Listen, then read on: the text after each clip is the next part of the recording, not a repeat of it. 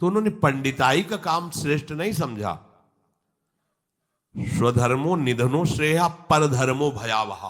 वो अपना धर्म का, ऐसे ज्ञानी महात्मा थे कि बड़े बड़े संत उनसे सत्संग करने जाते थे, और ऐसी निष्ठा थी कि विचलित नहीं हुए, हाथ कटवाले विचलित नहीं हुए। जा रहे थे जगन्नाथ जी के दर्शन करने, तो संयम से चलने वाले पुरुषों के चेहरों में आकर्षण ही होता है भिक्षा के लिए। तो एक माता ने देखा तो आकर्षित हो गई, उसने कहा यहीं पा लीजिए भिक्षा। संत हृदय उनका पा लिया। तो आप कहां जा रहे हैं? जगन्नाथ जी के दर्शन। तो अब तो शाम होने वाली, यहीं रुक जाइए, कल चले जाना। बड़ा भाव देखा, रुक गए। वो रात्रि में उनके पास आई, गलत भावना प्रकट की, तो कहा कि तुमको तो ऐसा सोचना भी नहीं चाहिए, तुम्हारे तो पति विराजमान है। तो उसको लगा कि इनका आशय कहने का है कि तुम्हारे तो पति, अगर पति ना होते तो काम अग्नि ऐसी होती, बुद्धि भ्रष्ट कर देती। आई और कहा तो पति को राधे राधे कर दिया, तो अब ऐसा तूने कैसे सोच लिया, तेरी ऐसी भावना। बोले अब ज्यादा हमारे सामने बाबागिरी नहीं, अब हम जो कहें वही कहो, नहीं तो हम जब पति को मार सकती तो तुम्हें अभी पूरी जनता से मरवा सकती है। तो उनका प्राण दे सकता हूं, धर्म से विमुख नहीं हो सकता। उसने मचा दिया हल्ला, लोग एकत्रित, देखो देखो ये धर्म करने का फल। मांग रहा था रोटी, हमने इसको बैठ के पवाया और कहा कि आज रात्रि यहीं रुक जाओ। रात्रि में रुका, हमारे साथ गंदा आचरण करना चाहा, पति ने विरोध किया, पति का गला काट दिया। और जाल रचने में माया को देर लगती है क्या? वो मुस्कुरा रहे थे। जगन्नाथ जी बड़ी सुंदर लीला की आपने, भक्त हैं उनके तो सामने भगवान, तो उनके संसार थोड़ी होता है। भक्त केवल भगवान को देखता है, उनकी लीला है जैसा। एक साधु जा रहे थे, तो तरबूजे का खेत था, रखवाला उधर कहीं छुपा हुआ था, तो उनको लघुशंका लगी, तो मेड़ के इधर लघुशंका करे थे, इधर तरबूजे का खेत था। उसने समझा कि कोई तरबूजा चुराने के लिए झुका, तो लाठी लेकर सीधे आया और पीछे से लाठी मारी। अब मस्तक खुल गया, रक्त बहने लगा। जब वो घूमे तो देखा कंठी तिलक महात्मा। उनका अरे महाराज, हमने समझा गांव का कोई चोर है तरबूज चुराने के लिए। तो उनका हम तो जानते हैं ना आपको, आप ऐसे ही लीला करते रहते हो। बोले नहीं, हमने पहली बार किसी को मारा है, दोबारा नहीं। बोले हम जानते हैं आपको।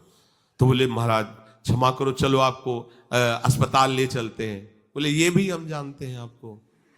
और वो तो अपने भाव में वहां ले गए, डॉक्टर ने पट्टी लगाई और एक आदमी आया और उसने कहा साधु को कोई ऐसा पीड़ा दे सकता है? तुम चिंता मत करो। गर्म दूध लाया, मीठा करके पिलाया, कहा महाराज आप चिंता मत। बोले हमें चिंता नहीं, लेकिन हम तुम्हें देख करके कह रहे इतना छलिया हो तुम। मतलब हमने क्या, दूध है, चीनी है, इसमें मिला दिया हमने, कोई और तो इसमें जहर तो मिलाया नहीं। हम जान रहे हैं ना, तुम ही वो पहले लाठी से मारा, फिर अस्पताल लाए, तुम ही ने पट्टी बांधी और तुम ही हमें दूध पिला। बोले महाराज नहीं, ऐसा ऐसा करके फंसा क्यों रहे हो हमको, हमने ऐसा। बोले हम तो अब तुम हमें भुलावे में नहीं डाल सकते, तुम ही हो, तुम ही हो। वो अपने भाव में है, वो सामने वाले के, तो साधु अपने भाव में होता है। तो सदन जी आनंदित है, हे भगवान ये तुम्हारी लीला है। राजा के पास सुबह पेश किया गया उनको बांधकर। उनसे पूछा तुमने अपराध किया? तो उनका ऐसा नहीं। बोले ये आपके, तो बोले जो कह रही है इसमें भी भगवान की कृपा है। अब वो इस बात को समझ नहीं पाए। एक बार उन्होंने कह दिया ऐसा नहीं, पर जब दोबारा कि ये तो सत्य कह रही, तो उनका ये भी भगवान की इच्छा होगी, इसमें भी भगवान की कृपा है। तो बोले इनके दोनों हाथ काट दिए जाए। साधु है, प्राणदंड तो नहीं, इतने हाथ काट दिए गए,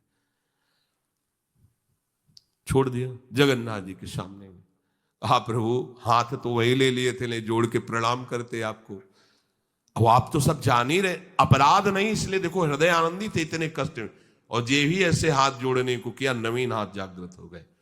और भगवान प्रसन्न होकर के, भगवान जब बातचीत करते हैं तो यही बातचीत अपने से होने लगे तो आप नहीं सुन पाएंगे, जिससे होगी वही सुन पाए।